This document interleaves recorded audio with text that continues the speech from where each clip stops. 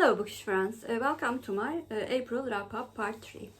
In this video, I will first of all talk about the monthly Bookish statistics of April. And then I will mention how I did on my yearly reading challenges. And I will conclude the video by talking about the readathons that I participated in the month of April.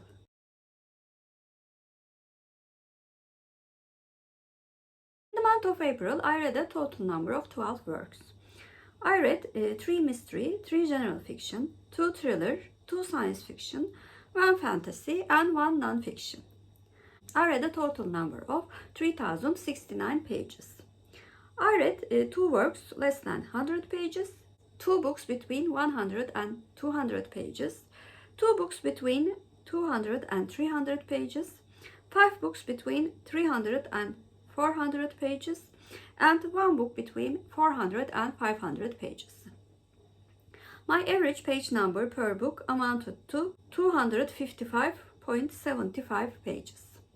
I read 1 book written in 1920s, 2 books written in 1950s, 1 book written in 1960s, 1 book written in 1970s, 2 books written the years between 2000 and 2009, 4 books written in 2010s, and 1 book written between the years 2020 and 2023. I read 10 books originally written in English, 1 book originally written in Turkish, and 1 book originally written in Spanish. I read 2 translated books. I read 1 English book and the Spanish book in their Turkish editions. I read 11 works targeted towards adults and 1 work targeted towards young adults. I read 9 novels, 1 novella, 1 short story, and 1 graphic memoir. I listened to 6 audiobooks and read 5 ebooks and 1 paperback. I read 3 books taking place in the United States of America, 2 books taking place in Turkey, 2 books taking place in England, 1 book each taking place in India, Australia, and Chile, 1 book taking place in Brazil, United States of America, Sweden, Austria, and Germany, and 1 book taking place in a fictional country. I rated 1 book 5 out of 10, 1 book 6 out of 10, 5 books 7 out of 10, 3 books 8 out of 10, and 2 books 9 out of 10. My average rating for the month of April was 7.33, which is the average rating for most of the months in the year. For Reading Around the World challenge, I read books taking place in 10 different countries, which were USA, Turkey, England, India, Australia, Chile, Brazil, Sweden, Austria, and Germany. In the year 2024, I read books taking place in 19 different countries. This month, I added 2 countries to my map, which were Chile and Brazil. And in 2024, I added 6 new countries to the map. Therefore, the total number of countries in the map is now 43. For Read Yourself Challenge, the prompt was to read a book with a red-headed main character. And I read Murder by Invitation by Coleen Cambridge. Phillip, who is the main protagonist of this series, has very infamous red hair. In the month of April, I joined 2 readathons. The first one was People April Readathon. For this readathon, I read Avare, Yıllar by Orhan Kemal, which was an autobiographical fiction work. This book was heavily based on the author's own life. And I also read the graphic memoir, Bırak, Üzülsünler, Dare to Disappoint by Özge Samancı. I also did a Turkish short video about this work. Although I haven't finished it, I started reading Homework, a memoir of my Hollywood years by Julie Andrews Edwards. And in April, I also joined Old School April Readathon. And I've used all 12 of the books that I've read for this readathon. And I doubled up a lot. So I will mention the prompts that I've covered. For the prompt of Larger Than Life, which was to read a book over 300 pages, I read The Secret of Chimneys by Agatha Christie, Forbidden Nights with a Vampire by Kerrelyn Sparks, Murder by Invitation by Coleen Cambridge, The Husband's Secret by Liane Moriarty, and Boys from Brazil by Ira Levin. For the prompt of retro/vintage, reading a book published before 2005, I read The Secret of Chimneys by Agatha Christie, Avare Yıllar by Orhan Kemal, Psycho by Robert Bloch, Boys from Brazil by Ira Levin, and The Man in the High Castle by Phillip K. Dick. For the prompt of Time Warp, reading a book set in 80s or 90s or a book with a nostalgic vibe. For this prompt, I read Bırak, Üzülsünler by Özge Samancı. For the prompt of Neon, a book with a neon color on the cover, I read Ağaçların Özel Hayatı, The Private Life of Trees by Alejandro Zambra. For the prompt of Yearbook, read a book from the year or decade you were born. I read from the year I was born. Boys from Brazil by Ira Levin was published in 1976. For the prompt of Free Willy, read an animal attack book or a book featuring an animal companion. I read Murder by Invitation by Coleen Cambridge. It's a very cute dog owned by Fleda's love interest, Bradford. And this dog helps them a lot. For the prompt of Buffy, read a book written by a woman or with a female protagonist. I read The Secret of Chimneys by Agatha Christie, Forbidden Nights with a Vampire by Kerrelyn Sparks, Bırak, Üzülsünler by Özge Samancı, Murder by Invitation by Coleen Cambridge, and The Husband's Secrets by Liane Moriarty. For the prompt of Mini-Me Short Circuit, reading a short story or a novella, I read the short story The Queen's Army by Marissa Meyer, and I also read the novella Ağaçların Özel Hayatı, The Private Life of Trees by Alejandro Zambra. For the prompt of Spellmaster, spelling an 80s or 19 words using letters found anywhere on the front cover. For this one, I read The Secret of Chimneys by Agatha Christie. I could spell Tetris, which was of course a computer game founded in the 90s. For the prompt of MMPR, match a book to Mighty Morphin Power Ranger. For yellow, I read The Secret of Chimneys by Agatha Christie. For red, I read Forbidden Nights with a Vampire by Kerrelyn Sparks.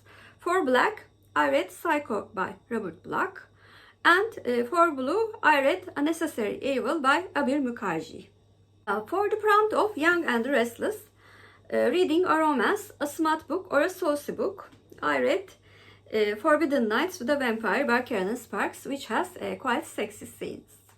For the prompt of X-Files, reading a sci-fi book or a book with science elements, I read Boys from Brazil by Ira Levin. For the prompt of Tiny Toons, reading a book with unhinged character or an unreliable main character, I read Psycho by Robert Bloch. For the prompt of Ferngully, read a book with nature featured on the cover or in the story.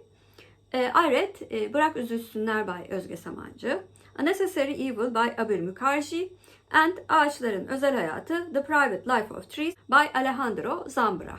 For the prompt of Monster Squad, reading a book with any kind of monster in the story or on the cover, crypt, vampire, werewolf, etc. I read The Queen's Army by Marissa Meyer and Forbidden Nights with a Vampire by Kerrelyn Sparks. For the prompt of True Life, reading a non-fiction book, I read Bırak, Üzülsünler, Dare to Disappoint by Özge Samancı. For the prompt of Back to the Future, read a book featuring time travel or multiple timelines, I read The Husband's Secret by Liane Moriarty.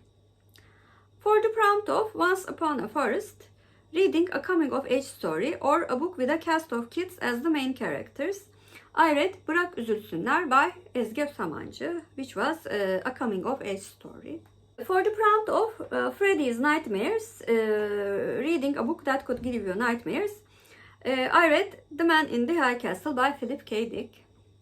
For the prompt of Britpop or British Invasion, reading a book written by a British author, I read The Secret of Chimneys by Agatha Christie and A Necessary Evil by Abir Mukherjee. For the prompt of Scooby-Doo, reading a book where man is the real monster, I read Psycho by Robert Bloch, Boys from Brazil by Ira Levin, and The Man in the High Castle by Philip K. Dick. For the prompt of Ghost Rider, reading a book about books or about writers, I read Ağaçların Özel Hayatı, Private Life of Trees by Alejandro Zambra. For the prompt of New Kids on the Block, read a new to you author or genre, I read Psycho by Robert Bloch, Bırak, Üzülsünler by Özge Samancı, and Ağaçların Özel Hayatı by Alejandro Zambra. And the last prompt that I filled was Little Golden Book. Reading a book with gold on the cover, I read The Secret of Chimneys by Agatha Christie and Murder by Invitation by Coleen Cambridge. In Old School April Readathon, there were also some watching prompts. Like I did for the books, I also doubled up for the prompts with the TV shows and the movies that I watched. The first watching prompt was TV Guide. Watch any nostalgic show released before 2005. I watched 3 episodes each from Murder, She Wrote and X-Men the Animated Show. For the prompt of Real World, watching any movie released before 2005, I watched Nancy Drew and the Hidden Staircase, released in 1939, Vertigo, released in 1958, The Thomas Crown Affair, released in 1999, The Great Muppet Caper, released in 1981, and The Nightmare Before Christmas, released in 1993. For the prompt of watching an animated movie, I watched The Nightmare Before Christmas. For the prompt of watching an adaptation or remake of an old school book, movie or show, I watched The Thomas Crown Affair, which was a remake of a movie released in 1960s. For the prompt of watching a newer movie or show that is set in 70s, 80s, 90s or early 2000s, I watched Candy, A Death in Texas, a mini series with 5 episodes taking place in 1981. For the prompt of Liquid Dreams, watching a movie or show starring a nostalgic crush of yours, I watched The Thomas Crown Affair, which featured Pierce Brosnan, one of my earliest crushes.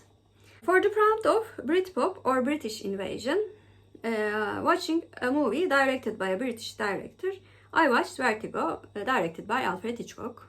For the prompt of Crocodile Hunter, watching a movie featuring an animal or animals, I watched The Great Muppet Caper, which actually featured a Muppet called Animal, as well as many other puppets of various elements. For the prompt of Lost Boys, watching a movie featuring vampires, Nightmare Before Christmas. And last but not least, for the prompt of Unsolved Mysteries, watching a movie with a mystery element, I watched Nancy Drew and the Hidden Staircase, Vertigo, and The Thomas Crown Affair. Participating in this readathon was great fun, and I also had lots of fun fitting what I read and what I watched to the prompts. If this readathon happens next year, I will certainly participate again. Lastly, I will talk about how I did on the first month of Booktrovert Bingo, created by Audrey at Chapters and Converse. Although I filled more than half of the squares, I didn't do any bingo at the end of April. For the time warp challenge, dual timelines, historical, set in the past, fiction or non-fiction, I read The Husband's Secret by Liane Moriarty, which featured 2 timelines. For the square of As Heard On, a recommendation from a bookstagrammer, booktuber or podcaster, I read Bırak, Üzülsünler, Dare to Disappoint by Özge Samancı. This book was highly recommended by Margaret Pinard, and she was right. For the square of spring fever, anything set in springtime or maybe something feverishly steamy, I read Forbidden Nights with a Vampire by Kerrelyn Sparks. For the new to you square, a new book or a new to you author, I read Ağaçların, Özel Hayatı, The Private Life of Trees by Alejandro Zambra. For the square of quick like a bunny, the shortest book on your TBR, a novella or short stories, I read The Queen's Army by Marissa Meyer. For the prompt of rain delay, storms, umbrellas, or a book with a baseball, I read A Necessary Evil by Abir, which featured a rainstorm towards the end of the book. For I Can't Hardly Wait square, reading a most anticipated book, The Man in the High Castle by Phillip was a book that I highly anticipated, but hugely disappointed as well. For the opening day square, which is to read the first book in a series, I read The Secret of Chimneys by Agatha Christie. For Thriller Fest square, anything on the thriller spectrum, dark and messed up, optional. I read Psycho by Robert Bloch. And last but not least, for the end of an era square, graduation vibes, things coming to an end, last book in a series or last published book in a series. I read the last published book in Fleda Bright series, which was Murder by Invitation by Coleen Cambridge. This was my summary of both the Bookish statistics and the readathons that I participated in the month of April. Please comment down below what was your favorite book that you read in the month of April. Mine was The Husband's Secret by Liane Moriarty. And if you're a new viewer, first of all, welcome. Please like and subscribe. Hope to see you very soon. Bye.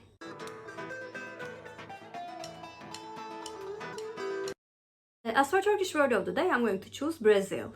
Brazil means Brasilia in Turkish, and Brasilia is our Turkish word of the day. Have a good day.